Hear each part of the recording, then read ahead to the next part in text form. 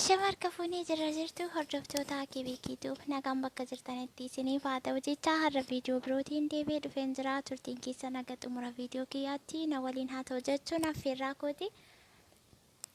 Egaa gara viidiyoo har'aatti osoo hin galiin dursa warri chaanaalii kana sabiskiraayib gochuun maatii keenya taatan hundumti keessan baga nagaan dhuftanii galatoomaa. Warri haaraa taatan immoo sabiskiraayib gochuun maatii chaanaalii kanaatti dabalamuu ni dandeessu. Egaa viidiyoon har'aa qabadheetii dhufee akkuma yaadatamu viidiyoo darbe irratti akkaataa akkamiin rifeensa uumamaa kunuunsuu dandeenya. Kwaalitii isaa eeggatee rifeensa bareedaa fi dheeraa ta'e illee qabaachuutii dandeenya. Bakka barbaannetti akkamitti argachuu dandeenya kan jedhu viidiyoo amma tokko hojjedheetiin ture. Viidiyoo sanarratti viidiyoon qulqullina hin qabu akkasumallee sagaleen hin dhaga'amu jettanii warri koomentii naaf kennitan hundi keessan galatooma. Isa kanallee haga tokko fooyyessuu nan yaala gara fuulduraatti. Egaa viidiyoon har'a qabadheetii dhufe immoo warri qibaatii garaagaraatii fayyadamtanii keessattuu yeroo ammaa kana kastar oilii baay'inaan fayyadamaatii akka jirtanidha. Isa kana dogoggoraa fi akkamittiin akka fayyadamnu qibaatii kastar oiliin kun gosa akkamiiti? Faayidaan rifeensaaf keenyaaf kennu qibaatii kam faana walitti daballee yoo fayyadamne nu gargaaruu danda'a? Isa jedhu waliitiin ilaalla jechuudha.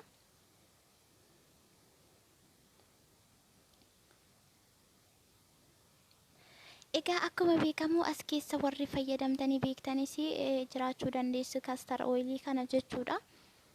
Kastar oiliin qibaatii kaanirraatii adda rifeensaaf gaarii akka ta'e jechuudha. Kan inni gorfamu garuu qofaasaa fayyadamuun baay'ee balaa guddaatii qaba. Ani akkan argetti jechuudha. Maaliif qibaatiin suni baay'ee furdaa waan ta'eedhaa fi qibaatii biroo wajjiniitii walitti maknee gaafa fayyadamne baay'ee gaariidha. Rifeensa keenyaaf illee nullee sodaachisu shakkii keessa illee nun gashu.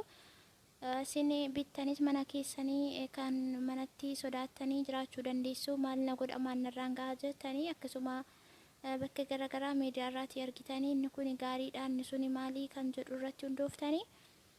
Kanaaf qibaatiin kamiyyuu jechuudha dursa akkaataa itti fayyadama isaa beekuun barbaachisaadha malee. Otuun beekin dursa gara itti fayyadama isaatti gaafa dhufne dhibbaaf dhibbatti miidhaan irraan ga'uu waan danda'uudhaafi.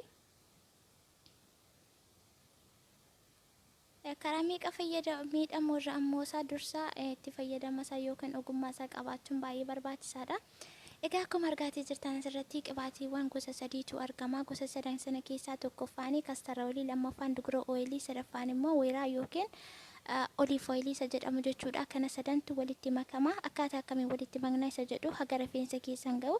Qibaatiin kun sada walitti meeksitee hagamtu nagaa isa jedhu tilmaamuma keessan osoo ta'e gaariidha. Maaliif rifeensi uumamaan haphistee yabbu yookiin baay'ina kan qabuuf hin qabne jiraachuu danda'a.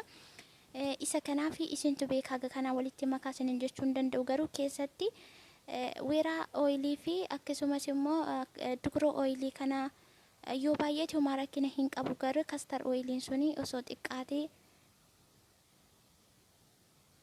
baay'ee gaariidha. Isa kana ilaalchisee dugro oiliin gaaffii isinitti ta'uutii danda'a. Warri fayyadamtan jechuun warri hin beekne garuu dugro oilii jechuun rifeensaa fi gaarii kan ta'e akkasumas immoo dheerina isaa dhibbaaf dhibbatti kan saffisiisu jechuudha. Isa kana immoo kan argachuutii dandeessanii suuqii yookiin dukkaanarraatii hin argamu. Maaliif ofii kochirraatii waan hin arganneedhaa fi barbaade hin dhabe jechuudha. Salphaatti isaan argachuu dandeenya kan jettan yoo ta'e linkii isaa as jalatti argattu jala isiniif hin kaa'a. Linkii sana fudhattanii daayirektii gara Amaazonii deemtanii achirraatii karaa firii deemii orderii godhachuutii dandeessu dugro oilii kana jechuudha. Warri fayyadamuudhaa barbaaddanii. Weeraa zayitiin immoo yeroo hundumaa mana geessisu hin jiru.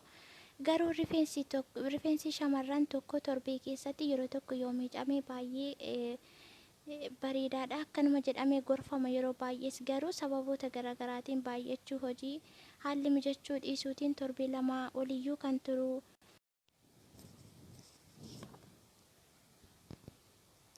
Egaa viidiyoon keenya har'aa kanaaf fakkaata jechuudha. Egaa ammatti waan waliin turtanii fi galatooma. akkasuma viidiyoo yoo jaallattan immoo laayikii gochuu hin dagatinaa. Yaada qabdan immoo koomentii irratti naaf barreessaa. Koomentii isin namaaf kennitan ana qofaaf osoo hin taane kana fedha keessan ta'edha kan itti fayyadamtanii. Yoo isin ittiin tole yookaan isiniif hin taane ta'e immoo fayyadamuun dirqii hin qabu waan ta'eedhaaf yaada mooraalii namaatti bu'uu yookaan nama gaddisiisuu otoo namaaf kennuu dhiisnee kan nama kamiyyuu